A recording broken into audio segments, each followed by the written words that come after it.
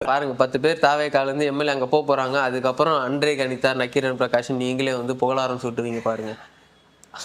அவர் கணித்தது ஏதாவது நடந்திருக்கு நீங்க பாத்திருக்கீங்களா? இல்ல. அப்படி ஏங்க?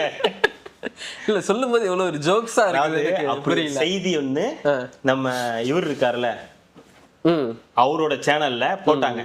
10 பேர் வந்து அதிருப்தியில இருக்காங்க. அதாவது இந்த 10 பேர் என்னன்னா, எங்களுக்கு மாவட்ட செயலாளர் இல்ல, எங்கள் எம்எல்ஏ அமைச்சராக்கல, அதனால நாங்க வந்து போர்க்குடி எல்லாம் அந்த பக்கத்துல இருந்து வந்துகிட்டு இருக்காங்க. இந்த பக்கத்துல இருந்து 10 பேர் அங்க போறாங்க. 7-8 தொகுதியில வந்து திருப்பி நாங்க கேஸ் போட்டிருக்கோம்ல, ஆதவர்ஜனா தொகுதி வில்லிவாக்கத்துல, பெரம்பூர்ல போட்டிருக்கோம். பெரம்பூர்ல 3 வழக்கு போட்டிருக்கோம் நாங்க போல உங்களுக்கு ஏத்த மாதிரி. அப்புறம் இன்னும் 2 ஒரு 5 இடத்துக்கு மேல போட்டிருக்காங்க. அசிங்கமா இல்ல? அசிங்கமா இல்ல? இப்படி பண்றதுக்கே முதல்ல அசிங்கமா இல்ல? நாங்க டார்ச்சர் கொடுப்போம்ல, நீங்க மக்களை ஏமாத்தில நீங்க ஆட்சி பிடிச்சிருக்கீங்க. கேவலமா இல்ல? இதுவே கேவலம்.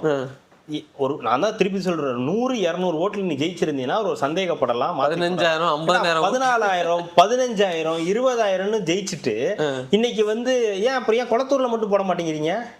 அது எனக்கு அவமானம். இதை விடவா? இதை விட என்னங்க பெரிய அவமானம் வந்துட போகுது? நாய் செத்தது ஜீர்ணிக்கவே முடியல. நீங்க ஏன் சார் அந்த நாயை ஆக்கி சாப்பிட்டீங்க? அந்த மாதிரிதான் இருக்கு எனக்கு.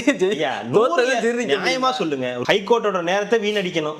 இப்ப காரி துப்பி அனுப்பணும், எடுத்துட்டு போங்கடா இதெல்லாம் அப்படி. அப்ப நீங்க வந்து ஆட்சி அமையும் உங்களை வந்து மென்டலியா நான் வந்து டிஸ்டர்ப் பண்ணி உங்களை அங்கேயும் இங்கேயும் அலைய வச்சுட்டு இருந்தேன்னு நீங்க எவ்வளவு பண்ணியுமே டிஸ்டர்ப் ஆகலன்ற நீங்க சும்மா நாங்க என்னைய மென்டல் டிஸ்டர்ப் பண்றோம்.